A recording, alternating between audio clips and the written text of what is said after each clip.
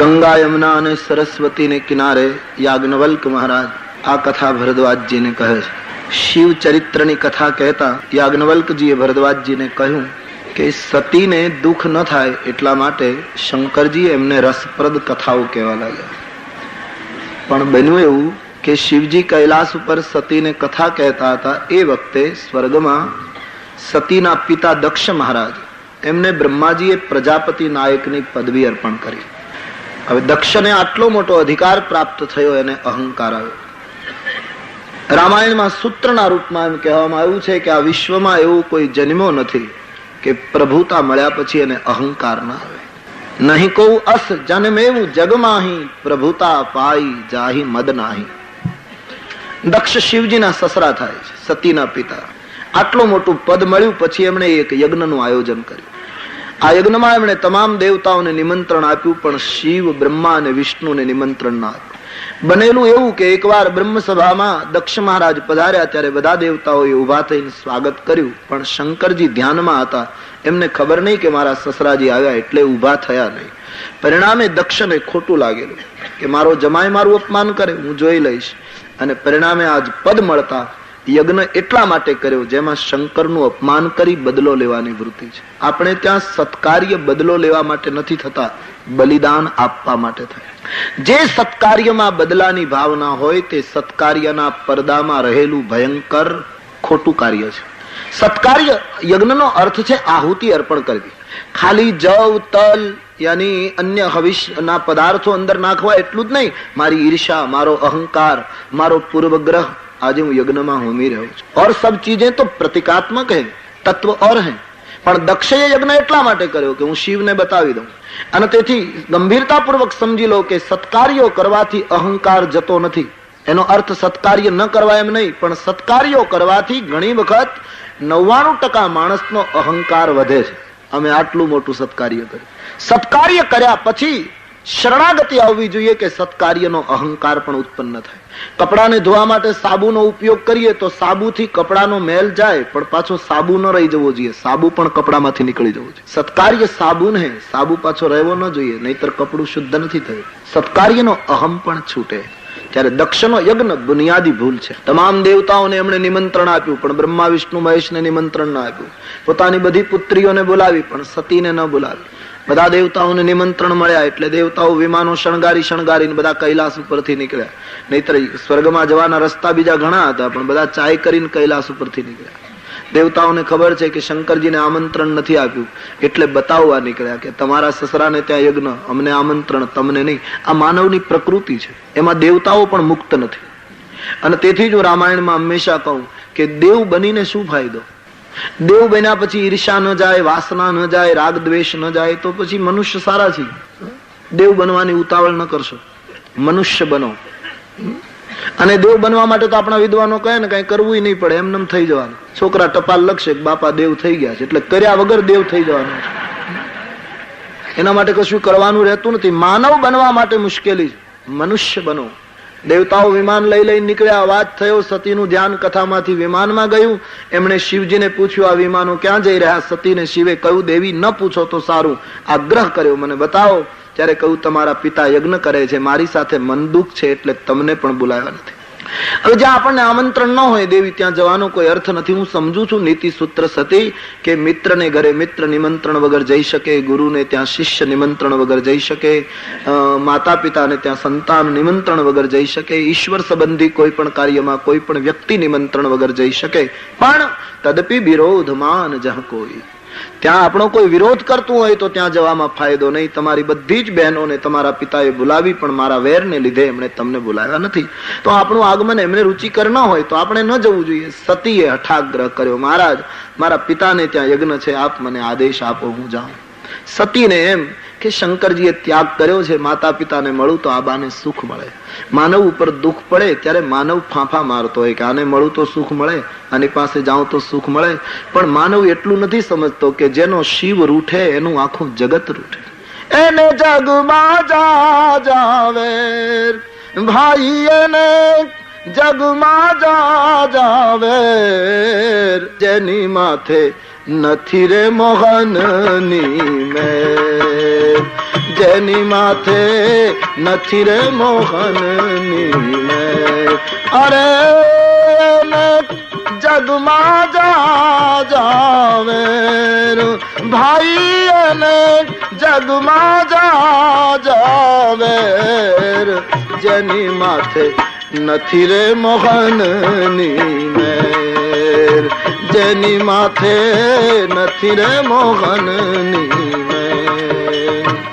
અજવાળાને આંગણે જાતા નીકળે ઘોર અંધેર.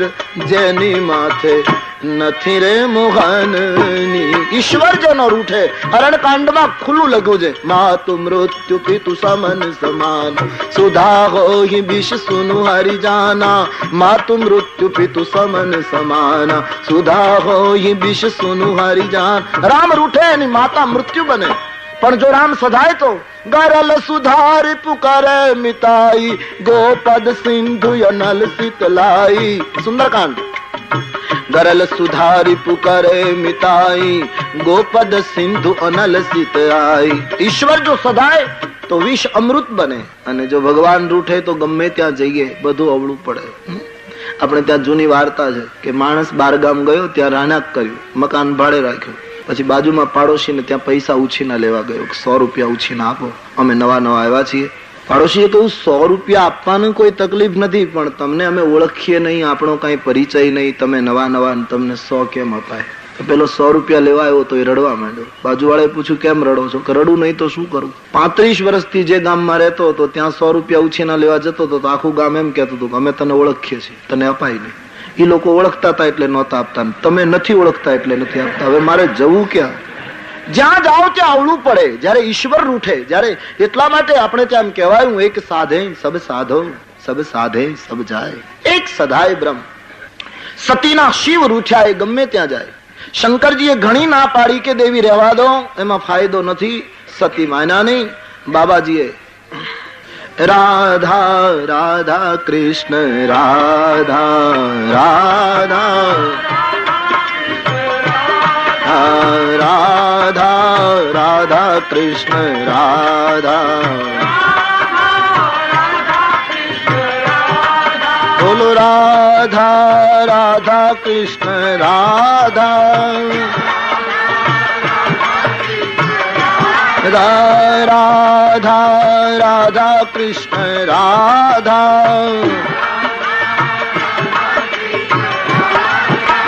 રાધા રાધા કૃષ્ણ રાધા. રાધા બોલો રાધા રાધા કૃષ્ણ રાધા. રાધા રાધા કૃષ્ણ રાધા. રાધા રાધા કૃષ્ણ રાધા. રાધા કૃષ્ણ રાધા. રાધા કૃષ્ણ રાધા. રાધા રાધા કૃષ્ણ રાધા. બોલો રાધા રાધા કૃષ્ણ રાધા. રાધા કૃષ્ણ રાધા. રાધા કૃષ્ણ રાધા. રાધા કૃષ્ણ રાધા. શંકરજીએ ઘણું કહ્યું પણ સતી માન્યા નહીં. ખૂબ જ આગ્રહ કર્યો, દેવી જવામાં ફાયદો નથી, છતાંય સ્વીકાર્યું નહીં. 2 ગણોને સાથે મોકલ્યા અને સતી પિતાના યજ્ઞમાં પિતાને ઘરે પધારે છે. અહીં દક્ષ મહારાજે બધાને કડક સૂચના આપેલી કે શિવ તો સ્વમાની છે, નહીં આવે, પણ કદાચ મારી પુત્રી આવે તો એનું પણ કોઈએ સન્માન કરવાનું નથી. તો પરિણામ એ આવ્યું, સતી જયારે પિતાને ઘરે ગયા ત્યારે દક્ષના ત્રાસને લીધે કોઈએ એનું સન્માન ન કર્યું. બહેનો મળી તો મેણા મારતી મારતી મળી. પિતાએ તો પુત્રીને જોતા જ ચહેરો ફેરવી લીધો, શરીર સળગવા લાગ્યું. કુટુંબના બધા સદસ્યો મુખ ફેરવી અને સતીનું અપમાન કરવા લાગ્યા. માનસકારે લખ્યું કે એક વ્યક્તિ પ્રેમથી મળી અને તે સતીની માતા પ્રેમથી દીકરીને બોલાવે છે, બેટી ખોટું લગાડીશ નહીં, તારા પિતાની બુદ્ધિ સત્તામાં ડૂબી છે, હું તારી છું એમ કહીને માએ આવકારી. થોડીક રાહત થઈ. યજ્ઞ મંડપમાં જઈ સતીએ યજ્ઞશાળા જોઈ છે. તમામ દેવતાઓ ગર્ભથી બેઠા છે, ઋષિમુનિઓ યજ્ઞ કરાવે, પણ સતીએ શંકરજીનું સ્થાપન ક્યાંય ન જોયું. ત્યારે રોષ આવ્યો છે, અપમાન સહન ન થયું, એકદમ ઉગ્ર બન્યા છે. આટલું મોટું અપમાન શિવજીનું સહન ન થયું. યજ્ઞની વેદિકા પાસે જમણા અંગૂઠાને દબાવી સતીએ ગર્જના કરી, આખા મંડપને સંબોધન કર્યું. તમામ દેવતાઓને ઋષિમુનિઓને પણ ટીકા કરતા સતીએ કહ્યું કે હે દેવતાઓ, હે ઋષિમુનિઓ, આ જેમણે શિવની નિંદા કરી અને એમાં મૌન સંમતિ આપી એ બધાને યોગ્ય ફળ મળશે. ઋષિમુનિઓ પણ દોષિત ઠર્યા છે. નહીતર દક્ષને ઋષિમુનિઓએ ન કહેવું જોઈએ કે તમે ગમે તેટલા મહાનો, બાકી યજ્ઞ શિવના સ્થાપન વગર નહીં થઈ શકે.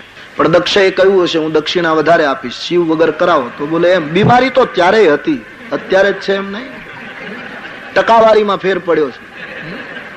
તે દિવસે ઓછી હતી, નહીતર અહીંયા ટીકા છે એટલા માટે બોલી રહ્યો. ઋષિઓની ટીકા કરી તુલસીદાસજી. નહીતર ઋષિઓની ફરજ હતી કે દક્ષ ગમે તેટલો સમ્રાટ હોય, ગુરુ અને ઋષિ એ છે કોઈની સત્તાની ફૂંકથી ઉડે નહીં, એનું નામ ઋષિ છે. કોઈની પદવી અને સત્તાથી ઉડી જાય એને ઋષિ ન કહેવાય. ઋષિ તો વો હે જેને કોઈની સત્તા અને પ્રલોભનો આધીન ન કરી શકે. તો ઋષિઓને દક્ષએ કહ્યું હશે શંકર વગરનો યજ્ઞ કરાવો. બોલે ઠીક હે. નહીં તો ઋષિઓએ કહેવું જોઈતું તો શંકર વગર યજ્ઞ ન થઈ શકે. તો તમામ દેવતાઓ અને ઋષિમુનિઓની આલોચના સતીએ કરી છે. તો સુનહુ, બાબાજી लिख देते हैं, सुनहु सभासद सकल मुनिंदा, कही सुनी जीन शंकर निंदा. सुनहु सभासद सकल मुनिंदा,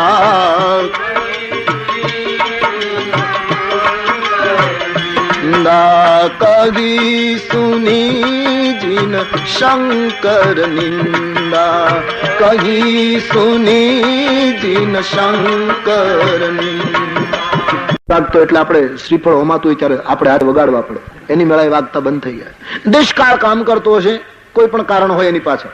પણ નહીતર નિયમ એ હતો કે એક વ્યક્તિ પણ અપમાનિત થાય તો યજ્ઞ અધૂરો રહે. ધર્મરાજાએ યજ્ઞ કર્યો, છેલ્લું આહુતિ અપાતી હતી, ઘંટનાદ થયો નહીં. ધર્મને શંકા પડી. ભગવાન કૃષ્ણને પૂછ્યું, ભગવાન આ યજ્ઞ પૂરો કેમ થતો નથી? બોલે મને એમ લાગે છે આમ તો બધું વિધિવત થયું છે, પણ કોઈ ભૂખ્યું રહી ગયું છે.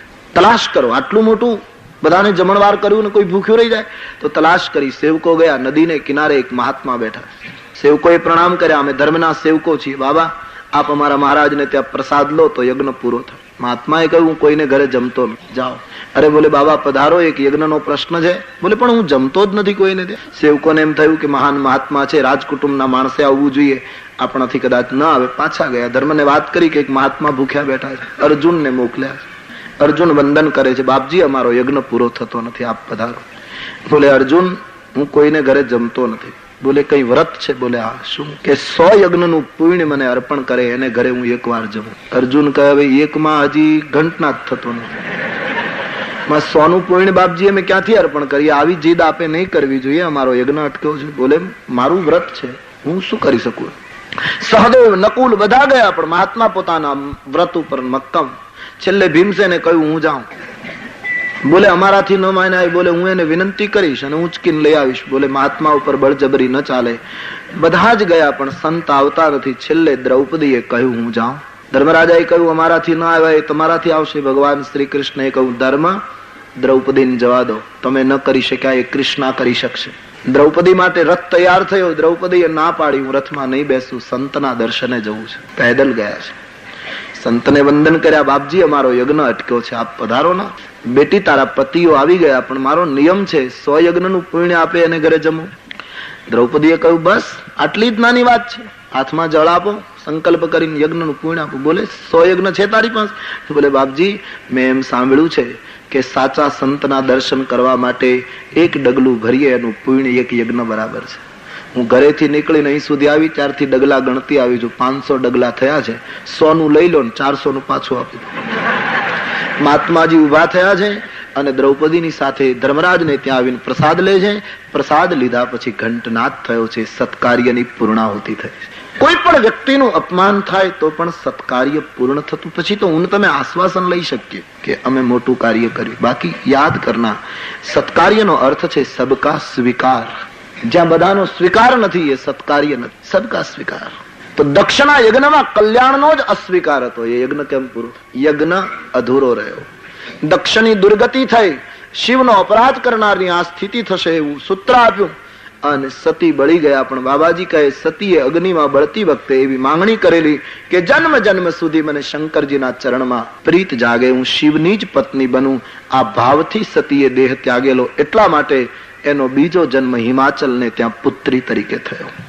છેલ્લી ક્ષણે માણસ જે વિચારમાં શરીર છોડે એને એવો બીજો જન્મ લેવો પડે એવી આપણી શાસ્ત્રીય માન્યતા છે. તો સતીએ આ ભાવથી દેહ છોડેલો બીજો જન્મ એ પુત્રી તરીકે હિમાચલને ત્યાં પ્રગટ્યા. હિમાલયની સ્થિરતામાંથી એક નવી શ્રદ્ધાનો જન્મ થયો. દક્ષની ચંચળ શ્રદ્ધા હતી એ બળી ગઈ. હવે હિમાલયની અટલતામાંથી એક નૂતન શ્રદ્ધા પ્રગટી છે. દીકરી દિવસે દિવસે મોટી થવા લાગી. હિમાચલની સમૃદ્ધિ વધવા લાગી. હિમાલય વૃદ્ધ હતા. આનો અર્થ એમ થાય કે પાર્વતી એ શ્રદ્ધા છે. જુવાનીમાં શ્રદ્ધા જન્મે તો ધન્ય, પણ બુઢાપામાં જો શ્રદ્ધા જન્મે તો જીવન ધન્ય બને. અને શ્રદ્ધા જન્મ્યા પછી દિવસે દિવસે વધવી જોઈએ. શ્રદ્ધા એનું નામ જે વધે, ઘટે નહીં. ઘણા લોકો એમ કહે વર્ષ પહેલા અમને એ ભાઈ ઉપર બહુ શ્રદ્ધા હતી, હવે ઘટી ગઈ. તો સમજવાનું શ્રદ્ધા હતી જ નહીં. શ્રદ્ધા હોય એ કદી ઘટે નહીં. શ્રદ્ધા કા અર્થ હે દિન બદીન बढ़ना. શ્રદ્ધાની ભ્રાંતિ હતી, સમજના. આજે લોકોની શ્રદ્ધા બહુ ચંચળ છે. અમારે સૌરાષ્ટ્રમાં એક જગાના મંત મને એમ કહેતા હતા કે મારા આશ્રમમાં દર રવિવારે એક ભાઈ દર્શન કરવા આવે, પછી 25 પૈસા મૂકે સમાધિએ અને રૂપિયાનો નાસ્તો કરી દે. દર રવિવારે આવવાનું, 25 પૈસા ધરે. એક દિવસે મહંત કહે હું બેઠો તો મારા ઉપર એક વેલ હતી, વેલ ઉપર ફૂલ હતા ને એ માણસે આવીને ફૂલ તોડ્યા. તો મેં એને ના પાડી, ભાઈ તમે ત્યાંથી ફૂલ નહીં તોડશો. આટલું જ મેં કહ્યું તો એવો ખીજાણો કે તે દિવસે 25 પૈસા મૂક્યા નહીં, એમ નંબ્યું. હવે આવી નાજુક શ્રદ્ધા છે આપણે. 25 પૈસાની કિંમત ની આપણી શ્રદ્ધા. શ્રદ્ધા તો વો હૈ આવી ન બર મુરાદ, તો શ્રદ્ધા ઉઠી ગઈ. આવી ન બર મુરાદ, આપણી ઈચ્છા પૂરી ન થઈ, આપણું ધાર્યું ન થયું તો શ્રદ્ધા ગઈ, ખતમ. આવી ન બર મુરાદ, તો શ્રદ્ધા ઉઠી ગઈ. પાયા ડગી ગયા તો ઇમારત પડી ગઈ.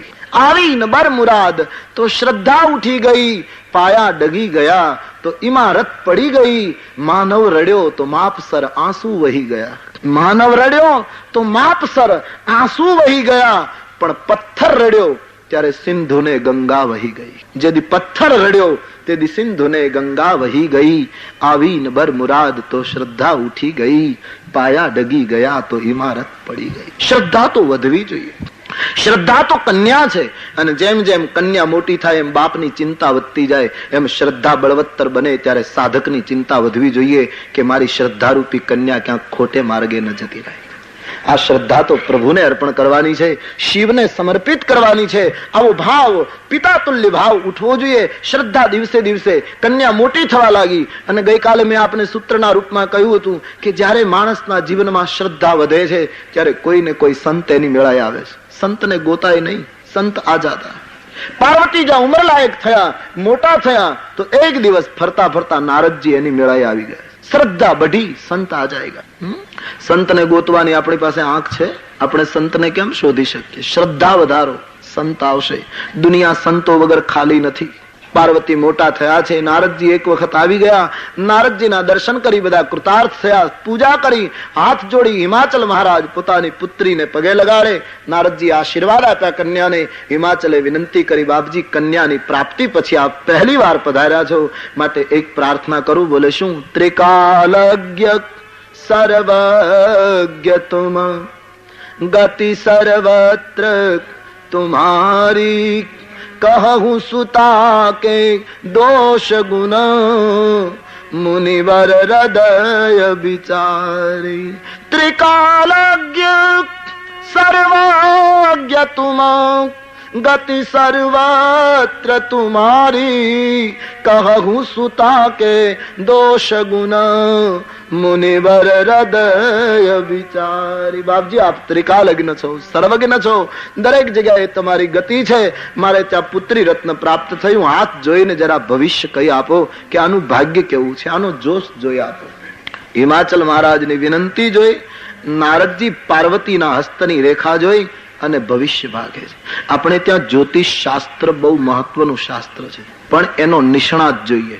નારદ તો ત્રિકાલજ્ઞ સર્વજ્ઞ. તો ભવિષ્ય, આજે લોકો ભવિષ્યની બહુ ચિંતા કરતા હોય, જેની તેની પાસે જોવડાવતા હોય. એટલે શાસ્ત્ર ખોટું નથી, પણ જોનારા બરાબર નહીં હોય ને તો તમને ઉલટાની તકલીફમાં મૂકી દે છે. અને હું તો એમ માનું છું, એટલે કહું છું કે ભવિષ્યની શું ચિંતા, વર્તમાન કો સુધાર લો.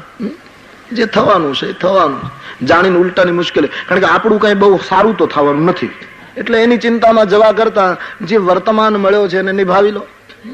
મેં વાત સાંભળી છે કે એક જણો એક જ્યોતિષીની પાસે હાથ જોડાવા ગયો, બાપા જોઈ દો. એટલે એ જોઈને કીધું તમારે શનિની બહુ તકલીફ, જપ કરાવવા પડશે, નંગ પહેરવો પડશે, દક્ષિણા 151. બોલે બાપજી 151 આપી શકું એવી સ્થિતિ હોય તો શનિ નડે એમ જ કેમ કહેવાય?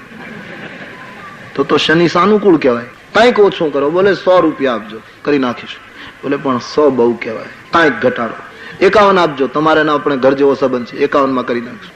બોલે પણ 51 વધારે કહેવાય, આ મોંઘવારી, આમાં 51. 31. બોલે હજી વધારે. 21 આપજો, કરી નાખશું. હું નહીં કરું, મારે નીચેનો માણસ કરી નાખશું. બોલે પણ દાદા હજી વધારે કહેવાય. 11 આપજો, હજી વધારે. 5.25. 151 માંથી કેટલો નીચે આવ્યો તમે કલ્પના કરો. હવે ઈ કેવા જોશ જોતો હશે. કહ્યું 5.25 વધારે, 1.25 રૂપિયો કરી નાખશું, જાઓ. પેલા જોડાવનારે કહ્યું દાદા 1.25 રૂપિયો નથી. જ્યોતિષીએ ઉભો થઈને પીઠ થાબડીને કહ્યું તો લેર કરને, તારી પાસે 1.25 રૂપિયો ન હોય તને શનિ કરે શું? શનિ તો રૂપિયા વાળા નડે, રૂપિયા વગર નડે કઈ? તારી પાસે 1.25 નથી, તને શનિ શું કરવાનો? એક સલાહ આપું, જો મને વડીલ માનતો હોય તો શું, શનિ તને નહીં નડે, પણ તું શનિને નડતો નહીં. કે તારી પાસે કઈ નથી, તને શનિ કરવાનો શું? ભવિષ્યની શું ચિંતા કરો, વર્તમાન કો નિભાલો. ઈશ્વરે જે નિર્ણય કર્યો છે એ થતું રહે. હા, એ વિદ્યાદભૂત છે, એનો કોઈ નિષ્ણાત હોય નારદ જેવો ત્રિકાલજ્ઞ સર્વજ્ઞ તુમ, તો એક વાત જુદી છે. પાર્વતીની હસ્તરેખા જોઈને કહ્યું તમારી પુત્રીના ઘણા નામ છે, ઉમા, અંબિકા, ભવાની, આ બધા નામ છે. તમારી પુત્રી જગતની માતા થઈને પૂજાશે. તમારી પુત્રી પાતિવ્રત્ય ધર્મની આચાર્યા બનશે. ભવિષ્યનો નારી વૃંદ તમારી પુત્રીનું નામ લઈ પાતિવ્રત્ય ધર્મ પાળી શકશે. તમારી પુત્રી તમને યશ અને કીર્તિ અપાવશે. સર્વ સુલક્ષણી છે, સર્વગુણ સંપન્ન છે, સ્વરૂપવાન છે.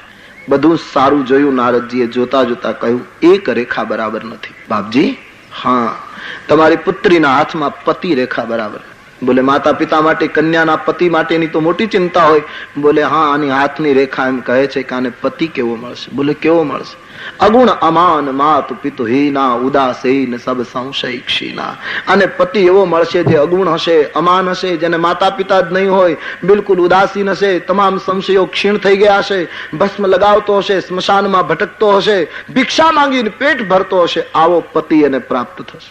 માતા પિતા રડી પડ્યા કે બાપજી આટલી સુંદર કન્યાને આવો પતિ મળે. ભવાનીની આંખમાં પણ આંસુ આવ્યા, પણ તુલસીદાસજી કહે ભવાની હર્ષથી રડતા હતા, કારણ કે સમજી ગયા કે વરરાજાનું જે વર્ણન છે શંકર સિવાય બીજા કોઈને લાગુ પડતું નથી. માતા પિતા વગરનું પાત્ર કેવલ શંકર ભગવાન જ છે. તેથી મારે જે જોઈએ છે એ જ મને પ્રાપ્ત થવાનું, એનો આનંદ થયો. માતા પિતાએ નારદને વંદન કરીને કહ્યું બાપજી આપ કહો એટલા યજ્ઞ કરીએ, અનુષ્ઠાન કરીએ, પણ મારી પુત્રીને તમે વર્ણવ્યો એવો પતિ ન મળવો જોઈએ. ભાગ્યની રેખા બદલી નાખો. હિમાચલે કહ્યું બાપજી આટલું કરો. નારદ કહે હિમાચલ વિધિ લેખ ને કોણ બદલી છે? પણ તું હી નામ તારન સબે કાજ સાધન ધરો ઉસકા ધારન નિવારણ કરેગા.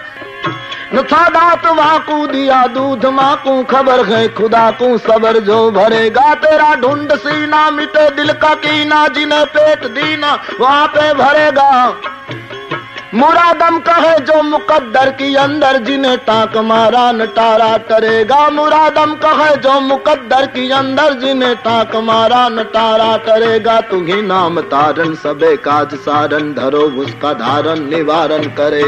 न था दांत वाकू दिया दूध माकू, खबर है खुदा को सबर जो भरेगा। तेरा ढूंढ सीने मिटा ककीना, जिन्हें पेट दीना वहां पे भरेगा। मुरादम कहे जो मुकद्दर की अंदर, जिन्हें टाक मारा नटारा। दुनिया में विधि लेख ने हिमाचल कोई बदली न सके। कह मुनीश हिमवंत सुनु, जो विधि लिखा लीलार। देव दनुज नर नाग मुनि, को न मेटनहार। विधि लेख ने कोई बदली शकतो નથી। हाँ, બે વ્યક્તિ બદલી શકે, દેવ ધનુષ મનુષ્ય આ કોઈ ન બદલી શકે, પણ વિધાતાના લેખને એક સંત બદલી શકે, અને બીજું પરમાત્માનું નામ બદલી શકે। ઈશ્વરના નામ સ્મરણમાં એટલી તાકાત છે। સ્વામી રામદાસજી પોતાના દાસબોધમાં સમર્થ સ્વામી રામદાસજી એમ કહે કે અમુક જપની સંખ્યા વધ્યા પછી માનવીના જન્માક્ષર ભૂસાઈ જાય। મંત્ર में इतनी ताकत है। પછી દુનિયાનો કોઈ જ્યોતિષી આપણા ઉપર જોશ ન જોઈ શકે। કોઈના પગલા જોઈને વિશ્વનો એક મહાન જ્યોતિષી કાશીના ગંગાને કિનારે આમ ચાલવા માંડ્યો કે પગલા જોતા એને એમ લાગ્યું કે આ કોઈ સમ્રાટના પગલા। આટલો નિષ્ણાત જ્યોતિષ વિદ્યામાં હતો। પગલા ઉપરથી સમજી ગયો કે અહીંથી કોઈ સમ્રાટ ગયો છે। આટલી એની તીવ્ર જ્યોતિષ વિદ્યા। જતા જતા જ્યાં પગલા અટકી ગયા તો ગંગાના તટ ઉપર એક શિલા ઉપર એક ગેરુવા રંગના કપડામાં એક કોઈ પ્રબુદ્ધ પુરુષ બેઠો છે। ज्योतिषी अटकी गया। आप कौन से? आंख खोली सन्यासीए कहूं, लोग मुझे बुद्ध कहते हैं, मैं बुद्ध हूं। ओह, तमारा पगलानी रेखाओ जोया पछी हूँ ज्योतिष विद्यानो निष्णात छुं। मने एम लाग्युं कि आ मार्गे कोई सम्राट गयो होवो जोईए, पण तमे तो सन्यासी छो, शुं मारी ज्योतिष विद्या खोटी? बोले नहीं, आप ठीक हैं, मैं पहले सम्राट था, एक सम्राट હતો, હવે સાધુ થઈ ગયો છું। તો આપનો હાથ મને બતાવો। જ્યોતિષકાર કહે મારે તમારું ભવિષ્ય જોવું। બુદ્ધે બહુ સરસ વાત કરી કે જ્યોતિષીજી આપના શાસ્ત્રને હું આદર આપું છું, પણ હું સ્મરણમાં એટલો આગળ નીકળી ચૂક્યો છું કે મારું પ્રારબ્ધ પાછળ રહી ગયું। मेरा जन्माक्षर पीछे छूट गए हैं। હવે जन्म कुंडली आपने नहीं મળે અને જોશો તો आप खोटा साबित થશો, क्योंकि मैं भजन में इतना आगे बढ़ चुका। भजन में इतनी ताकत है, ध्यान देना। राम नाम में એટલી શક્તિ છે। રામાયણમાં તુલસીદાસજીએ લખ્યું છે, મંત્ર મહામની વિષય બ્યાલ કે, મેટત કઠિન કુઅંક ભાલ કે। માનવીના લેખને બદલી નાખે હરિનામ અને બીજું સંતનો આશીર્વાદ। સંત શું ન કરે? ઉર્દू में एक शेर है, कज़ा को रोक देती है दुआ रोशन ज़मीरों की। कज़ा यानी मौत। कवि कहे मृत्यु ने रोकी दे संतनी आशीर्वाद। कज़ा को रोक देती है दुआ रोशन ज़मीरों की। भला मंजूर है अपना, भला मंजूर है अपना, तो कर खिदमत फकीरों की। भला मंजूर है अपना, तो कर खिदमत फकीरों की। कज़ा को रोक देती है दुआ रोशन ज़मीरों की। संतना आशीर्वाद में विधि लेख ने बदलवानी ताकत बाकी कोई बदली शकतु नहीं। हिमाचल एक काम थई शके। मैं वरराजाना जे गुणो तारी आगळ रजू कर्या के आवो पति मळशे, એ મારા માન્યતા પ્રમાણે, મારા અનુમાન પ્રમાણે શંકરજી પાસે છે। માતા પિતા નથી અને ભાઈ બહેન નથી, બધું તત્વ એને લાગુ પડે। તમારી પુત્રીને જો શિવ મળે તો દૂષણ ભૂષણ બની જાય, જગતમાં તમે ઉજાગર બની જાઓ। કારણ નિયમ છે। અહીં તુલસીદાસજીએ ચર્ચાસ્પદ ચોપાઈ લખી, જેની આજ સુધી લોકો ચર્ચા કરતા રહ્યા। યાજ્ઞવલ્ક મહારાજ भरद्वाज जी ने कहे, नारद जी एम कहूं कि शिव जो तुम्हारी कन्या ने मळे तो दूषण भूषण बने। कारण समरथ का गुनागी दोष गोसाई, समरथ का गुनागी दोष गोसाई। रवि पावक सुर सरिति गाई, रवि पावक सुर सरी, रवि पावक सुर सरिति गाई, रवि पावक सुर सरिति गाई। ચોપાઈ આવી છે, સમર્થ ને દોષ નથી હવે આ તો સીધો વર્ગભેદ ગણાય કે સમર્થ હોય એને દોષ ન લાગે, સામાન્ય હોય એને દોષ લાગે. તો મારી તમારી દ્રષ્ટિએ તો સમાજમાં આવું વર્તન હોય છે કે મોટા માણસને કોઈ દોષ નહીં, નાનો દોષી. પણ સંત તો જેની ગઈકાલે આપણે વ્યાખ્યા કરી, વંદવ સંત સમાન ચિત્ત, જે સમાન ચિત્ત ધરાવે એ આવો ભેદ કેમ ઉભો કરે? તો સમર્થને દોષ ન લાગે. આપણી ભાષામાં બરાબર છે, બહુ મોટો માણસ હોય, શ્રીમંત માણસ હોય ને ઉભો રસ્તા ઉપર ચણા ખાતો હોય તો લોકો એમ કે એ તો સાવ સાદા છે, એને એવું કઈ નહીં, ચણા ખાય નહીં. અને ગરીબ માણસ ચણા ખાતો હોય તો એમ કે રોટલાની સગવડ ક્યાં, ચણા ન ખાય કરે શું? આ મારી તમારી દ્રષ્ટિમાં આવો ભેદ ઉભો થાય. પણ સંત આવો ભેદ ન કરી શકે.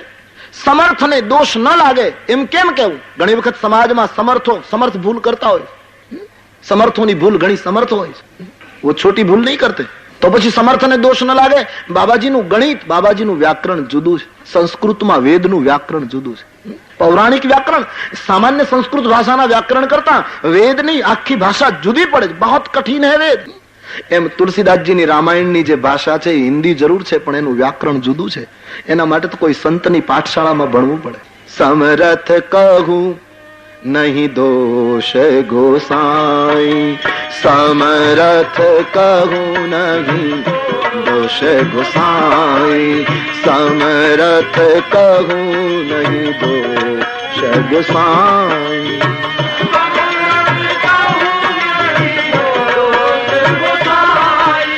રવિ પાવક સુરસ હરી કિનાઈ.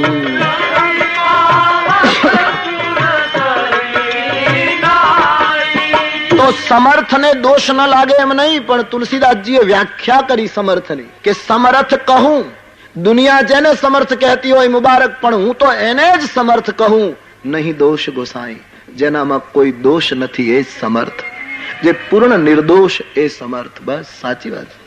સોનાનો પ્યાલો તમારી પાસે હોય અને એમાં એક કાણું પડી જાય નાનું એવું, તો બજારમાં વેચવા જાવ તો પૈસા સોના ના જ આવે, એમાં કોઈ પૈસા કાપી ન લે. પણ પાણી પીવા માટે એ પાત્ર ગેરલાયક સાબિત થાય. સુવર્ણ માટે બરાબર લાયક છે, ધાતુ માટે એમાં કોઈ ના ન પાડી શકે, પણ એક જ છિદ્ર પડે તો પાત્ર તરીકે ગેરલાયક. એના કરતા ટીનનો પ્યાલો પાણી પીવાડી શકે. તો માનવ ગમે તેટલો ઊંચો હોય, એ વ્યક્તિ તરીકે ભલે ગમે તેટલો મોટો હોય, પણ એના જીવનમાં એક દોષનું છિદ્ર પડે તો પાત્ર તરીકે ગેરલાયક સાબિત થાય. સમર્થ કહું નહીં દોષ ગોસાઈ, समर्थ वो है जिसमें कोई दोष नहीं, जो पूर्ण निर्दोष है, જે મંગલનું મંદિર છે. તો તમારી પુત્રીને શિવ મળે તો તમે ધન્ય બનશો. પણ હિમાચલ શિવને મેળવવા માટે કઠિન તપ કરવું પડે. નારદજી બહુ સુંદર વાત કરે. નારદજી એમ કહ્યું કે તમારી પુત્રી તપ કરે તો શિવ મળશે, મારો આશીર્વાદ છે. નહીતર જોશ જોનાર એમ કહે કે અમે જોશ જોયા છે, તમારા જપ અમે કરી દઈએ. મેં હમણાં કહ્યું તેમ નારદે એમ કહ્યું જપ તમારી દીકરીએ કરવા. સાધના તો પોતે જ કરવી જોઈએ. આપણા માટે બીજો સાધના કરી શકે એ ઉધાર સાધનામાં શું આનંદ? આપણી સાધના આપણે કરવી રહી. હા, સંતો મારીને તમારી સાધનાને ધક્કો મારીને થોડી ગતિ આપી શકે, મારીને તમારી સાધનામાં થોડું બળ પૂરી શકે. બાકી કરવું તો પોતે જ જોઈએ. ત્યારે આજનું જગત તો એવું થઈ ગયું છે કે કોઈ એમને જો આપણા માટે કરી નાખે તો આપણે કઈ કરવાનું નથી. उधार साधना में कोई रस नहीं, खुद करो अपनी साधना, अपने आप की जाए. કોઈ આપણા માટે શું કરી શકે? સંતો આશીર્વાદ આપે, ગતિ વધારે. મનમાં નારદજીએ બહુ સરસ કહ્યું તમારી દીકરી તપ કરે. શ્રી કૃષ્ણ અર્જુનને કહે હું લગામ પકડીને ઉભો રહીશ, બાકી લડવું તો તારે પડશે. યુદ્ધ તુમે કરના હૈ, માર્ગદર્શન આપીશ, તને બરાબર સાચવીશ, પણ તું એમ કહે કે મારા માટે લડી દો તો એ નકામ્યું. લડવાનું તારે. યુદ્ધ તું કર, સાધના તું કર, ભજન તું કર, હું મદદ કરીશ. બહુ સુંદર આશીર્વાદ આપી નારદજી ગયા હિમાચલ અને મહિના એકલા થયા છે. વિચાર કરે શું કરવું. પુત્રીને વનમાં મોકલવી રહી. નારદના વચન કદી ખોટા પડે નહીં. બીજે દિવસે સવારે માતા પોતાની પુત્રીને મળે છે. માં બોલી શકતી નથી પાર્વતીને કે બેટી તું તપ કરવા જાય.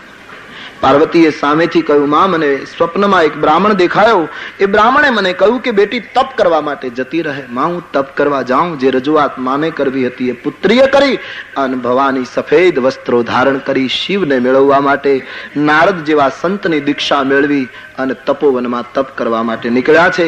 હિમાચલ મહિના રડતા રડતા દીકરીને વળાવે. મહાત્માઓ વેદશિરા નામના સંત એક આવ્યા, એમણે પાર્વતીની કથા કહી, બધાને શાંત કર્યા. પાર્વતી તપોવનમાં ભગવાન શિવજીનું સ્મરણ કરવા માટે પુત્રી આવી છે. નદીને કિનારે બેસી અને શિવ આરાધનાનો આરંભ કર્યો છે. રામાયણમાં એવું લખ્યું છે અમુક વર્ષો સુધી કંદમૂલ ફળ ખાધા. અમુક વર્ષો સુધી જળ પીધું, અમુક વર્ષ સુધી ખાલી સુકાયેલા પાન ખાધા, શરીર કૃશ બની ગયું. હજારો વર્ષની ગણતરી લખી છે. આટલા 1000 વર્ષ સુધી તપ કર્યું. ઘણા લોકોને શંકા પડે કે પાર્વતી આટલા 1000 વર્ષ તપ કર્યું હોય તો એના લગ્ન કઈ ઉંમરે થયા? વાત એ સાચી, જો પરણવા માટે તપ હોય ને આટલા 1000 વર્ષ તો તપ જ ચાલ્યું હોય તો એ વખતે લગ્ન કરવાની ઉંમર કઈ? પણ ધ્યાન દેના, એક કાલાંતરની કથા છે. સતયુગમાં માણસ 1 લાખ વર્ષ જીવતો હતો. હવે 1 લાખ વર્ષની ઉંમર હોય એમાં 25,000 વર્ષ કોઈ તપ કરે તો કઈ આશ્ચર્યકારક નથી. આ 100 વર્ષની ઉંમરમાં કોઈ 25 વર્ષ તપ કરે તો કઈ નવાઈ ન લાગે. તો 1 લાખ વર્ષની ઉંમર જ જયારે હતી તો આટલું થઈ શકે, સ્વાભાવિક છે. પછી જેમ જેમ કાળ ઘટતો ગયો એમ ઉંમરનો આંક ઘટ્યો. મહાત્માઓ કહે સતયુગમાં 1 લાખ, પછી ત્રેતા આવ્યું એટલે એક મીંડું ગયું, 10,000 વર્ષ ત્રેતામાં ઉંમર રહી. દ્વાપર આવ્યો, 1 શૂન્ય ગઈ, 1000 વર્ષ. દ્વાપર માંથી કળિયુગ આવ્યો, વળી શૂન્ય ગઈ, 100 વર્ષ. હવે તો આપણે બધા સમૂહમાં પ્રાર્થના કરવાની કે હવે મહેરબાની કરીને મીંડું ઉડાડીશ નહીં, નહીતર 10 થઈને ઉભા રહેશે. અને લખ્યું છે કલિયુગના વર્ણનમાં, લઘુ જીવન સંબત 15 કલ્પાંતન નાસ ગુમાન યસા. લઘુ જીવન સંબત 15 કલ્પાંતન નાસ ગુમાન યસા. બહુદામ સવારગી જોગી જતી વિષયા હરિલીન રગી બીરતી. તાપસી ધનવંત દરિદ્રગૃહી કલિ કૌતુક તાતન જાત કહી. સૂત માન ઘી માતુ પિતા તબ લો અબલાનન દીખા નહીં. જબ લો સસુરારી પિયારી લગી જબ તે રિપુરૂપ કુટુંબ ભયો. કલયુગમાં બાબાજી એમ લખ્યું, ઉંમરનો આંક ઘટતો જશે, માણસ બહુ ઓછું જીવશે, છતાં બડાઈ એવી કરશે કે જાણે હું કઈ છું. કલ્પાંતન નાસ ગુમાનસા, વાતો એવી કરશે કે જાણે ક્યારેય મરવાનું નથી અને જીવન બહુ ટૂંકું થઈ ગયું છે. તો પાર્વતી આટલા વર્ષોનું તપ કરે એમાં કઈ આશ્ચર્યને સ્થાન નથી. દેવતાઓએ આવીને અનેક વાર પ્રલોભનો બતાવ્યા પણ સતી પોતાની ધારણા ચૂક્યા નહીં. આકાશમાંથી આકાશવાણી થઈ, હિમાચલ પુત્રી તમારા મનોરથો પૂર્ણ થાય છે, તમને શિવ જરૂર મળશે, તમારા પિતા તમને બોલાવે ત્યારે હઠ છોડીને ઘરે જજો અને અમારી વાતને ત્યારે પ્રમાણિત માનજો જ્યારે તમને ઓચિંતા સપ્ત ઋષિઓ આવીને મળે. આશીર્વાદ મળ્યા છે. પાર્વતી પ્રસન્ન બન્યા. આ બાજુ ગોસ્વામીજી કહે સતીની સાધના પૂરી થઈ, પણ સતીનું ચરિત્ર તો મેં કહ્યું, શંકરજીનું શું થયું? अब प्रसंग को अपनी मौलिक ढंग से, अपनी मौलिक रीत से बाबाजी मोड़ देते हैं. मैं સતીનું ચરિત્ર આપને કહ્યું, પણ શિવજીનું શું થયું? મહાત્માજી વર્ણન કરે છે, ઉમા ચરિત સુંદર મેં ગાવા. સબ ગાઈએ. उमा चरित सुंदर में गावा. उमा चरित सुंदर में गावा. सुनहु शंभु कर चरित सुहावा. सुनहु शंभु कर चरित सुनहु शंभु कर चरित सुहावा.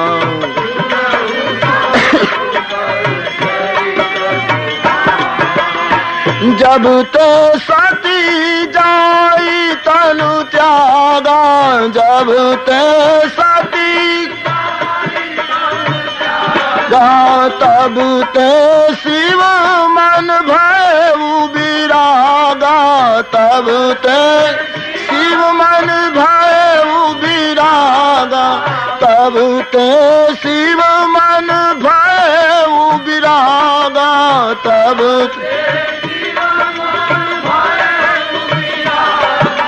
कतहु मुनिन उपदेश ज्ञाना.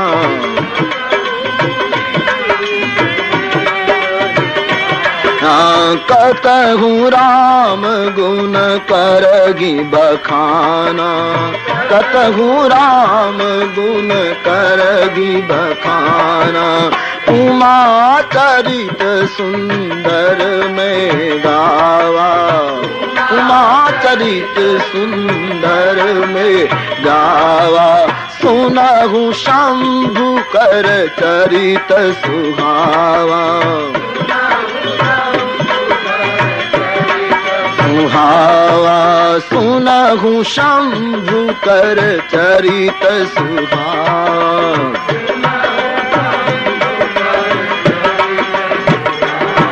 શિવજીનું ચરિત્ર સાંભળો.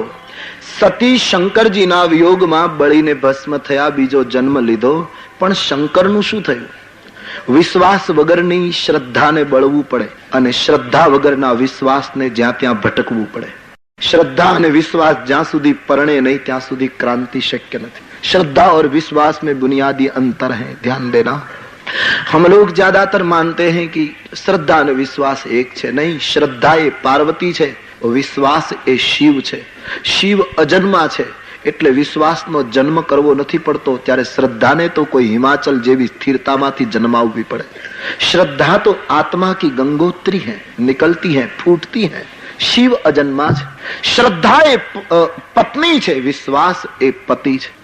શ્રદ્ધામાં વધઘટ થઈ શકે, વિશ્વાસમાં કોઈ દિવસ વધઘટ ન થાય. વિશ્વાસ યાની વિશ્વાસ. શ્રદ્ધા સરિતા છે, વિશ્વાસ સમુદ્ર છે, સમુદ્રમાં સરિતા મળી જાય. શ્રદ્ધા અંધ પણ હોઈ શકે, વિશ્વાસ સદૈવ જાગૃત હોય. કારણ કે વિશ્વાસને બે નેત્રો નથી, એ તો શંકર છે, એને તો 3 નેત્રો છે, ઓ સદૈવ જાગૃત. અને તેથી તુલસીદાસજી વિશ્વાસને બહુ જબરદસ્ત બળ આપે છે. બેનું વિશ્વાસ ભક્તિ નહીં, વિશ્વાસ કે બિના ભક્તિ નહીં હો सकती. એટલા માટે મેં ગઈકાલે કહ્યું હતું, એક ભરોસો, एक विश्वास पैदा થાય, एक भरोसो, एक बल, एक आस, विश्वास, एक राम घनश्याम हित, हमारे चातक तुलसीदास. एक विश्वास. मैं प्रभु ना कार्य ने, सूफी कहता है, मैं प्रभु ना कार्य ने, विश्वास है, આવી દ્રઢતા હોવી જોઈએ જીવનમાં. मैं प्रभु ना कार्य ने પલટાતા કદી જોયા નથી. मैं प्रभु ना कार्य ने પલટાતા કદી જોયા નથી. મારા આંસુઓને આંખમાં પાછા જાતા કદી જોયા નથી. મારા આંસુઓને આંખમાં મેં પાછા જાતા કદી જોયા નથી. મેં પ્રભુના કાર્યને પલટાતા કદી જોયા નથી. આવો એક વિશ્વાસ જો શિવ હે. તો શિવ અને પાર્વતી શ્રદ્ધા અને વિશ્વાસનું પ્રત્યેક સાધકના હૃદયમાં લગ્ન થાય તો રામ કથા ફૂટે. યાની લગ્ન થાય તો એને ઘરે વિવેક રૂપી ગણપતિનો જન્મ થાય. गणेश उसका बेटा है, कार्तिक स्वामी उसका बेटा है. कार्तिक यानी पुरुषार्थ. श्रद्धा અને વિશ્વાસનો જન્મ થાય પછી કાર્તિક સ્વામી જન્મે, પછી ગણપતિનું આગમન, વિવેકનું આગમન, અને પછી એને ઘરે रिद्धि सिद्धियां पुत्र वधु बनीने चक्कर मारती है. पर जब श्रद्धा और विश्वास का संलग्न हो जाए तो શિવજી ભટકે છે. ક્યાંક મહાત્માઓને ઉપદેશ આપે, કોઈ જગ્યાએ રામ ગુણગાન સાંભળે, ખૂબ પરિભ્રમણ કર્યું શિવજીએ. શિવજીને થયું લા એક જગ્યાએ બેસીને હવે ધ્યાન કરું. ખૂબ ફર્યો, એક જગ્યાએ બેસી શંકરજી ધ્યાન કરવા લાગ્યા. સમાધિ લાગી ગઈ. ભગવાન રામભદ્ર પ્રગટ થયા શંકરજીની સામે. રામ રૂપે શિવજીની સામે પ્રગટ થયા. શંકરજીને જગાડ્યા, મહારાજ જાગો. શિવ જાગીને જુએ તો પરમાત્માના દર્શન કર્યા. ભગવાન બોલે, હા મહારાજ, કોઈ તપ કરે ને હું પ્રગટ થાઉં, પછી તપ કરનાર મારી પાસે માંગે ને હું આપું. પણ આજે ઉલટું, આજે હું તમને આપવા નથી પ્રગટ થયો, માંગવા પ્રગટ થયો. મહારાજ હા, એક વરદાન આપો. શું? શિવજી, તમે સતીનો ત્યાગ કર્યો, એ દક્ષના યજ્ઞમાં બળી ગયા, એનો બીજો જન્મ હિમાચલને ત્યાં થયો. નારદને એમણે ગુરુ બનાવ્યા, ખૂબ તપ કર્યું, અને તપના પરિણામે આકાશવાણીથી મેં સતીને સૂચના આપી કે તમને શિવ મળશે. માટે હું તમને કહેવા આવ્યો છું કે હિમાચલ નિમંત્રણ મોકલે ત્યારે હઠ છોડી અને પાર્વતીનો પાણી ગ્રહણ કરજો, તમારે લગ્ન કરવાના. આ ભગવાને આદેશ આપ્યો. શંકરજીએ ના પાડી કે મહારાજ એક વખત મેં લગ્ન કર્યા, હવે ઈચ્છા નથી, હવે સંસારમાં જવાની ઈચ્છા નથી મહારાજ, અબ તો ભજન કરું. બોલે નહીં, આપ પરણો. શંકરજી કહે મહારાજ ગ્રહસ્થાશ્રમનો અનુભવ થઈ છે. સ્વામી રામકૃષ્ણ પરમહંસ પાસે યુવાન ગયો, 15 દિવસ સત્સંગમાં બેઠો. 16મે દિવસે ઠાકુરને પ્રશ્ન પૂછ્યો, બાપજી સત્સંગ કર્યા પછી એક સમસ્યા ઉભી થઈ. શું? કે લગ્ન કરું કે ન કરું? પરમહંસજી હસતા હસતા કહ્યું કે 2 માંથી ગમે તે કર, પસ્તાવાનું જ રહેશે, બીજું કઈ રહેવાનું નથી. યા તો શાદી કર લે, યા તો ભાઈ સહી રહે જાય. શિવજી કહું મહારાજ ઈચ્છા નથી. બોલે નહીં, હું આપને કહું છું, આપ પરણો. ઘણી વખત સંસારમાં યોગીઓને ઈશ્વર પરાણે ગ્રહસ્થ બનાવે છે, કારણ કે યોગીઓના સુગંધી ગ્રહસ્થાશ્રમ વગર સમાજના ક્રાંતિકારી પુરુષો ઉત્પન્ન કેમ થાય? મહાન તત્વોને નિર્માણ કરવા માટે દિવ્ય દાંપત્ય જોઈએ. ઈશ્વર તો અત્યારે પ્રગટ થવા તૈયાર છે, પણ દશરથ અને કૌશલ્યા ક્યાં? કૃષ્ણ તો અત્યારે આવવા તૈયાર, પણ વસુદેવ અને દેવકી ક્યાં? દિવ્ય ધરાબીન ધાન ને ઉપજે. સૌરાષ્ટ્રની ભાષામાં સારી ધરતી વગર સારા છોડવા ઉત્પન્ન થાય. તો દાંપત્ય તો જોઈએ. આજે કેટલા માણસોના દાંપત્ય સરસ, બધા બહાર નીકળે ત્યારે તૈયાર થઈને નીકળે. સુરેશ દલાલ બહુ સરસ વાત કરે છે આપણી સાહિત્યિક ભાષામાં મુંબઈ. મને કહ્યું કે બાપુ અમારે મુંબઈનું દાંપત્ય જીવન એવું કે અમે ડ્રોઈંગ રૂમમાં હસીએ અને બેડરૂમમાં ભસીએ. બિલકુલ હકીકત. ડ્રોઈંગ રૂમમાં હસતા હોય, બેડરૂમમાં ભસતા હોય. આવું કંગાળ દાંપત્ય લોકોનું થઈ ગયું. આમાં અવતારો ઉત્પન્ન કેમ થાય? અવતારોને નિર્માણ કરવા માટે તો ભૂમિકા. એટલા માટે યોગીઓને ઘણી વખત ઈશ્વર ધ્યાન દેના પુરાણોમાં યોગીઓની જે ભ્રષ્ટતા બતાવી છે એની પાછળ ઈશ્વરના સંકેત છે. જેનો પુત્ર વેદવ્યાસ 18 પુરાણ લખે, એના પિતા પરાશર એક નૌકામાં વિહાર કરતા હોય અને મત્સ્યગંધા નામની એક ખારવણ સ્ત્રીમાં મોહિત થઈ જાય. આ બુદ્ધિમાં ઉતરતું નથી. આટલી મોટી સાધના કરનારો પ્રકાંડ પુરુષ વેદવ્યાસના પિતાજી, જેને ભગવાન વેદવ્યાસને જન્મ આપ્યો છે વ્યક્તિએ, એનો પિતા કદી એક સ્ત્રીમાં મોહિત થઈ જાય? દુનિયાની દ્રષ્ટિએ પતન લાગે, પરાશરજી પતન પામ્યા, પણ નહીં, ઈશ્વરીય સંકેતો કામ કરે. आपने सुना होगा पौराणिक कथा, पराशर महान ज्योतिष विद्याના નિપુણ હતા, પ્રકાંડ જ્યોતિષી હતા પરાશરજી. નૌકામાં બેઠા, નૌકા જતી હતી, આકાશના ગ્રહોની સામે જોતા હતા અને ગ્રહની યુતિ જોતા પરાશરજીને એમ થયું કે આ યુતિ વખતે જો કોઈને પુત્રદાન આપવામાં આવે તો એ દીકરો ભારતીય સંસ્કૃતિનો ધ્વજ ફરકાવી શકે. હવે જો નૌકા થોડીક આગળ જાય તો યુતિ તૂટી જાય, થોડીક પાછળ જાય તો યુતિ તૂટી જાય અને સમાજને વ્યાસ મળતો બંધ થઈ જશે. માટે જાણી જોઈને એ યુતિમાં બાળકનો જન્મ થવો જોઈએ, દાન દેવાઈ જવું જોઈએ. એટલા માટે મત્સ્યગંધા તરફ આકર્ષિત થયા. લોકોએ આને પતન કહ્યું, પણ આ ઘટના ન ઘટી હોત તો ભારતને વેદ વ્યાસ ન મળ્યો હોત. વેદ વ્યાસની ઉત્પત્તિ માટે એક ક્રાંતિથી તો શંકરજીને પરાણે ગ્રહસ્થ બનાવ્યા છે. આપે પરણવાનું. શિવજીએ કહ્યું ઠીક મહારાજ, આપ સ્વામી છો, તમારી આજ્ઞા શિરોમાન, પરણીશ. ભગવાને કહ્યું આજ્ઞા મસ્તક ઉપર નહીં રાખવાની, હૃદયમાં રાખવાની. બોલે કેમ? બોલે તમારી જટામાંથી ગંગા વહે, આજ્ઞા મસ્તક ઉપર ચડાવો ને ક્યાંક ગંગાના વહેણમાં આજ્ઞા જતી રહે તો વળી મારે બીજી વાર યાદી આપવા આવવું પડે.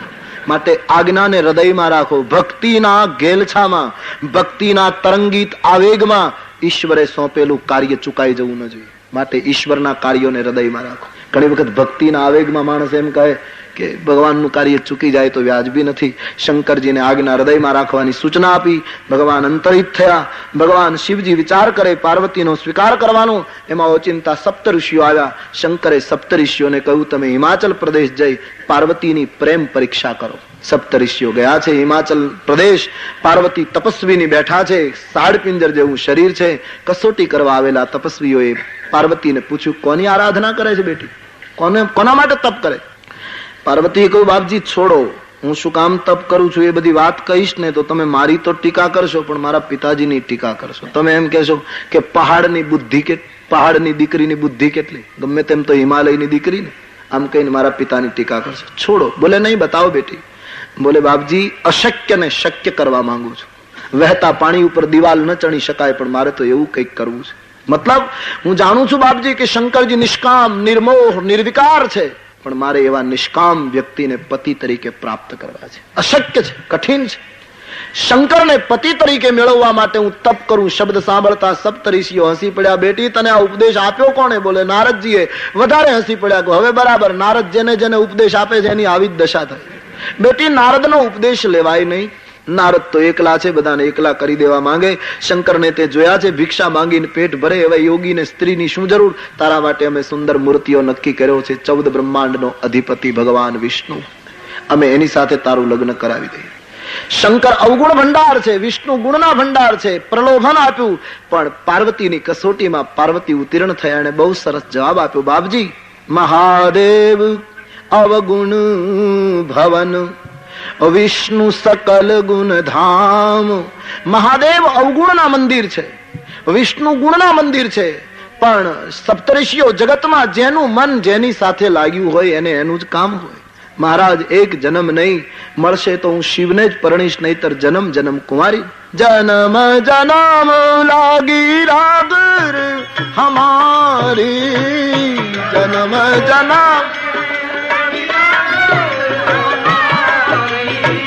जन्म जन्म लगी रागर हमारी,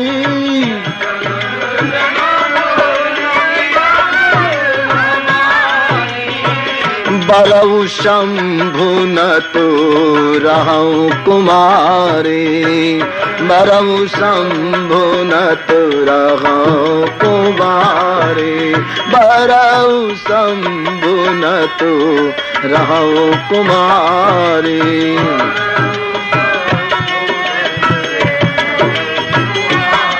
કરોડો જન્મ ધારણ કરીશ પણ પરણીશ તો શિવને પરણીશ. કેટલી મક્કમ શ્રદ્ધા છે. કોટી જન્મ લઈશ. ભક્તિમાં આટલી પ્રતીક્ષા કરવાની તૈયારી હોવી જોઈએ. પ્રતીક્ષા ન કરી શકે એ ભક્તિ ન કરી શકે. ભક્તિ એ પ્રતીક્ષાનો માર્ગ છે. કરોડો જન્મ લઈશ, મેળવીશ તો શિવને મેળવીશ. અને ન મળે તો ચિંતા નથી, કારણ કે મેં માર્ગ તો એ પકડ્યો. મિલે ન મળે. આપણે ત્યાં કથા છે ને કે ફકીર 20 વર્ષથી મસ્જિદમાં નમાજ પડતો હતો. એની નક્કી થયેલી એક જગ્યા હતી, ત્યાં બીજો કોઈ નમાજ ન અદા કરે, એ જ માણસ નમાજ અદા કરે. એના હાથ પગના ખાડા પડી ગયેલા જમીનમાં.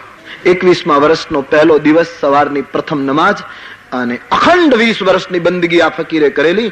બધા ભાઈઓ નમાજ અદા કરતા હતા. મસ્જિદમાં આકાશવાણી થઈ કે હે ફકીર, તું 20 વર્ષથી નમાજ પડે છે, પણ તારી એક પણ નમાજ ખુદાના દરબારમાં કબૂલ નથી થઈ, નિષ્ફળ. ફકીરે સાંભળ્યું, આકાશવાણીએ કહ્યું તારી બંદગી કબૂલ નથી, તારી એક પણ નમાજ માલિકે કબૂલ નથી રાખી. બધા જે સાથે નમાજ પડતા હતા એ રડી પડ્યા કે બિચારો 20 વર્ષથી નમાજ પડે અને ભગવાને એની બંદગી નામંજૂર કરી. મૌલવી હતા, એ પણ રડી પડ્યા. પણ પેલો ફકીર નાચવા માંડ્યો. મૌલવીએ કહ્યું તારે તો માથું પછાડવું જોઈએ, તારી 20 વર્ષની બંદગી નિષ્ફળ ગઈ. બોલે આજ મેં બહોત નાચુંગા. બોલે ક્યું? બોલે તારી નમાજ નિષ્ફળ ગઈ, કબૂલ નથી કરી, સ્પષ્ટ કહી દીધું તોય. બોલે હા મેં બહોત નાચુંગા. क्यों? कि कबूल करे न करे कौन चिंता करता है, लेकिन एक बात तो पक्की हो गई कि उसको पता तो है कि कोई पढ़ रहा है. कौन चिंता करे, मंजूर करो न करो, भगवान से कह दो मंजूर करवी तो कर, न करवी तो तारी ઈચ્છા, યથા યોગ્યમ તથા કુરુ. બાકી એટલો તો ખ્યાલ છે કે કોઈ નમાજ પઢી રહ્યું છે, બસ આટલી અપેક્ષા. કરોડો જન્મ લઈશ, મળવું ન મળવું તારી ઈચ્છા, અમે અમારું કામ કરતા રહીશું. ભક્તિમાં પ્રતીક્ષા જોઈએ. ઉતાવળ ભક્તિમાં ન ચાલે. ત્યારે આપણી ભક્તિ કેટલી ઉતાવળી છે એ આપણે બધા જાણીએ. ઘણા માણસો માળા ફેરવતી વખતે મૌન રાખે અને પછી માળા ફેરવે ત્યારે જ ઘરમાં છોકરાઓ ફાનસનો ફોટો ફોડે અને પછી જે ખીચ ચડે તમે માળાવાળાને જોજો. એ માળાની સ્પીડ પછી એટલી ઉપડે કે જાણે અડધીની મોટર ગોઠવી આણે. માળા ગરમ થઈ જાય, ઘણાની માળા ઊની થઈ જાય, આટલી સ્પીડમાં ચાલે અને ઈશારા કરતો જાય કે પૂરું થવા દે હમણાં. અને મેર આવે નહીં તો માળા ઉપર ખીજાય કે આ મેર ગયો ક્યાં, તૂટી ગયો. ભાંગી રે પડે જોને બ્રહ્મા. हमारे सौराष्ट्र ની गंगा सती बड़ा अद्भुत तत्व ज्ञान दिया. शब्द कितना प्यारा लिखा. सुख रे रे दुख ની પાનબાઈ એડકી ન આવે જેને. ભગવાન શંકરાચાર્ય જે કહે એ અમારી સૌરાષ્ટ્રની એક નિરક્ષર મહિલા કહે. ન સૌખ્યમ ન દુઃખમ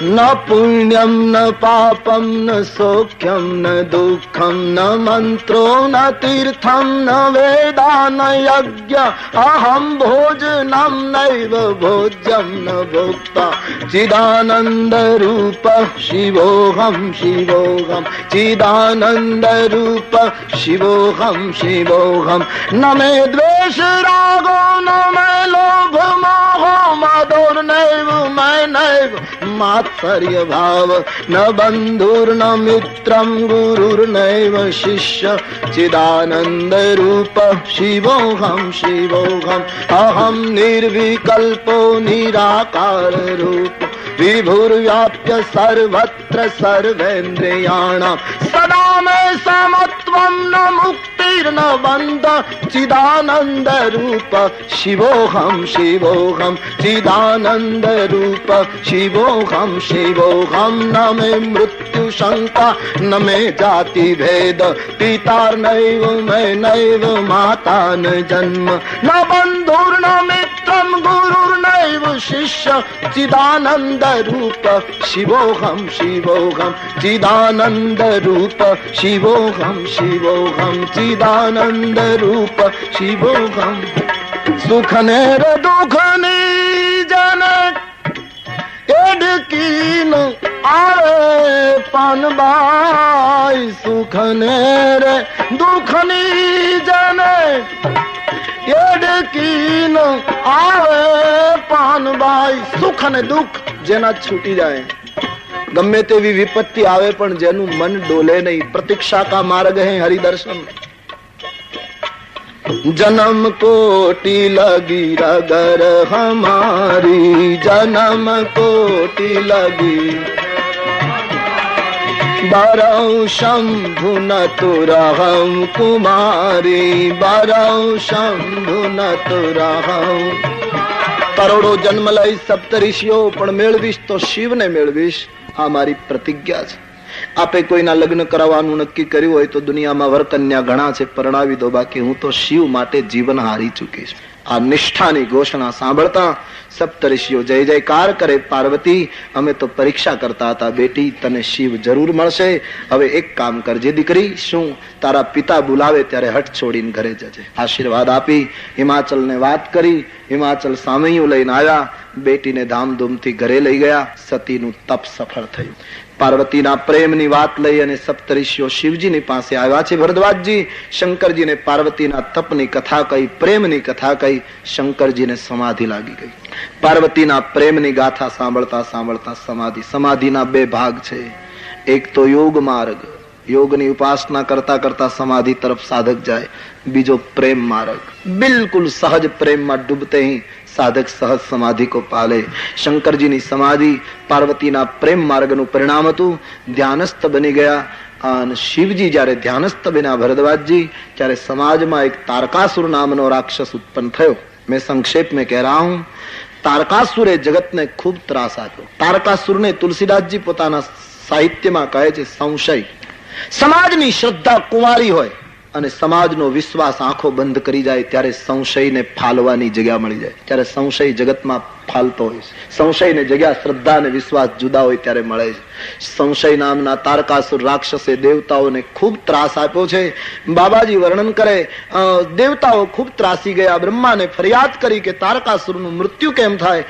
બ્રહ્માએ કહ્યું શંકરનું લગ્ન થાય અને શંકરને ત્યાં પુત્ર જન્મ થાય તો તારકાસુર મરે બ્રહ્માજીએ દેવતાઓને કહ્યું દેવતાઓએ કહ્યું શિવજી તો અત્યારે સમાધિમાં બોલે તમે કામદેવને મોકલી સમાધિ તોડાવો તો પરણાવવાની જવાબદારી મારી તોડો તમે જોડું હું બ્રહ્માને કહા હું પરણાવી દઈશ અને એમના ગ્રહસ્થાશ્રમથી પુત્ર પ્રાપ્તિ થશે તારકાસુરને મારશે આપણે નિશ્ચિંત બનીશું દેવતાઓએ કામદેવની સ્તુતિ કરી ફૂલના બાણ લઈને કામદેવ પ્રગટ થયો કહ્યું કે જાઓ શંકરની સમાધિ તોડવા માટે ધરતી ઉપર બાબાજી કહેતે हैं અપ્સરાઓ અને ગંધર્વોને કિન્નરોને લઈ કામદેવ ધરતી ઉપર પ્રગટ થયો છે શંકરજીની સમાધિ તોડાવવા માટે આવેલા કામદેવે કુપિત સ્વભાવથી સમાજ ઉપર જ્યાં પોતાના પગલા ભર્યા ત્યાં તો આખા જગતને ભ્રષ્ટ કર્યું છે રામાયણમાં એમ લખ્યું છે કે કોપાયમાં થયેલા કામદેવના પગલા પડતા વેદની મર્યાદા તૂટવા લાગી સંયમથી લોકો ભ્રષ્ટ થવા લાગ્યા જ્યાં જોઈએ ત્યાં લતાઓ વૃક્ષને વીંટળાવા લાગી શાખા શાખા ઉપર ઘસાવા લાગી તળાવ અને તળાવડીઓ એકબીજાના સંગમ ઝંખવા લાગ્યા સરિતાઓ સાગરને મળવા ઉતાવળી બની જળચર થલચર નભચર જીવ માત્ર ભોગમાં ડૂબી ગયા જ્યાં કામે કદમ રાખ્યા संसारियों ने भोगी लोग काम में डूबे एમાં શું નવાય પણ બાબાજી लिख देते हैं વર્ષોથી સાધના કરતા હતા હિમાલયની તળેટીમાં એવા મહાત્માઓને પણ જગતમાં નારી દેખાવા લાગી અને સંત મહાત્માઓ પણ ભોગમાં ડૂબ્યા ભાય કામ બસ જોગી શતાપસ કામ રાની કર તો કહે ભાય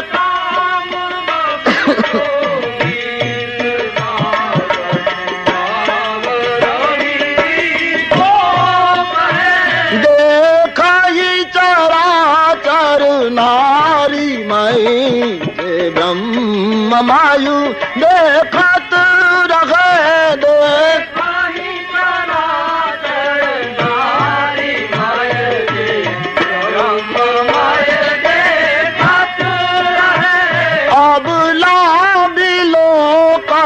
पुरुषमयी जग पुरुष सब अबलामयम अबला विलोकागी पुरुष मय जग पुरुष सब अबलामयम दुई दंड भरी ब्रह्मांड भी करताम कृत कौतुक अयम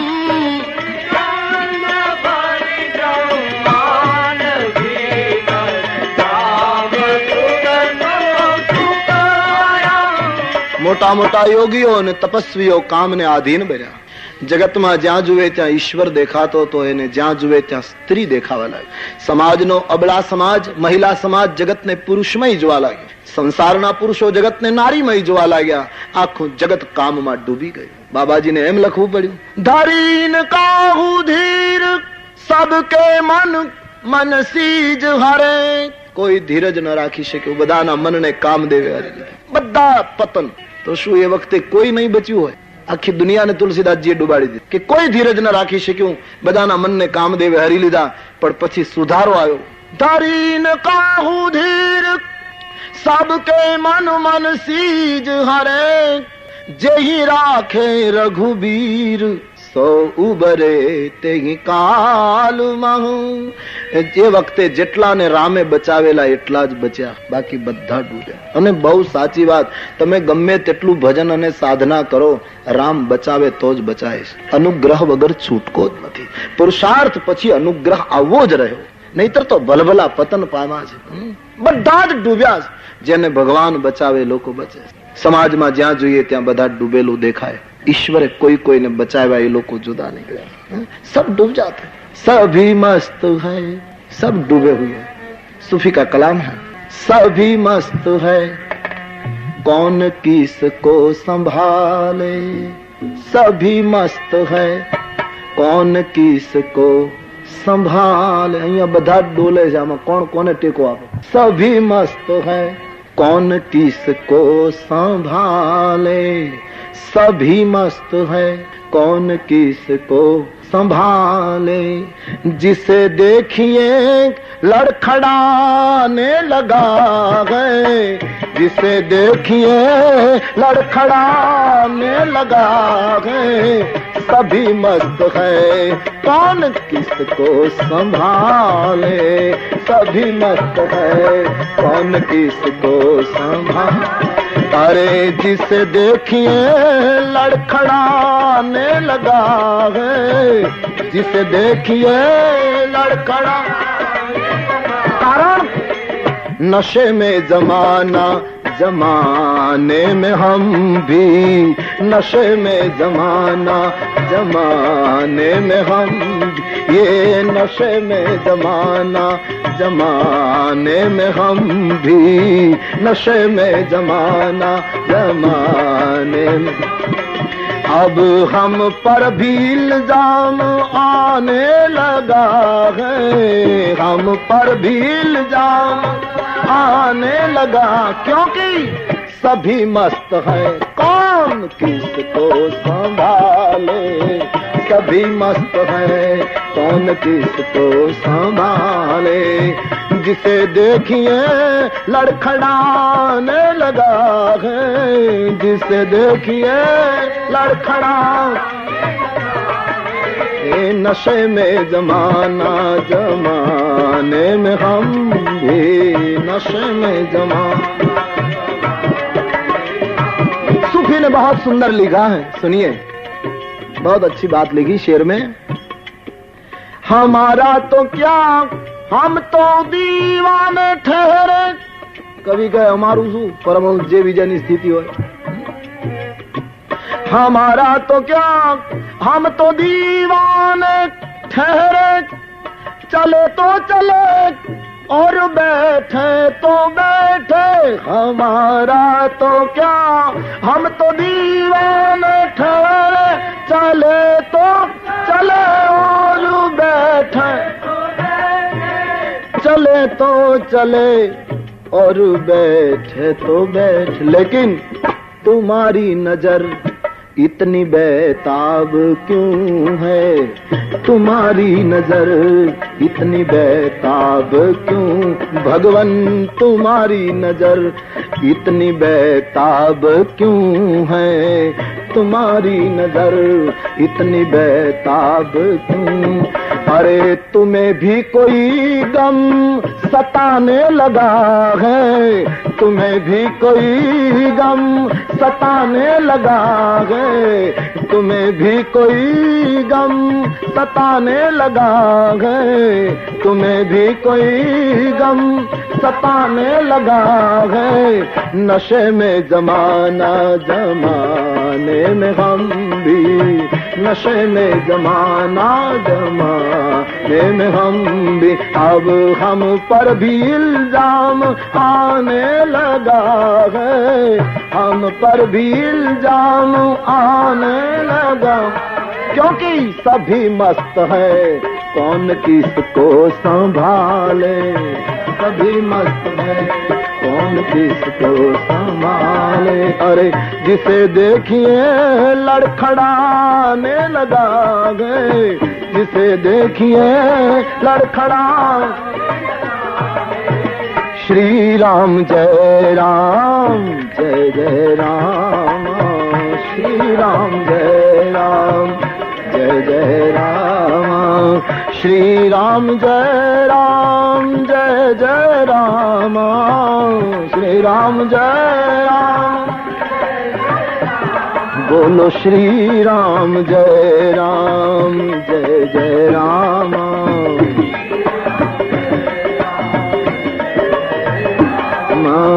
श्री राम जय राम, जय जय राम।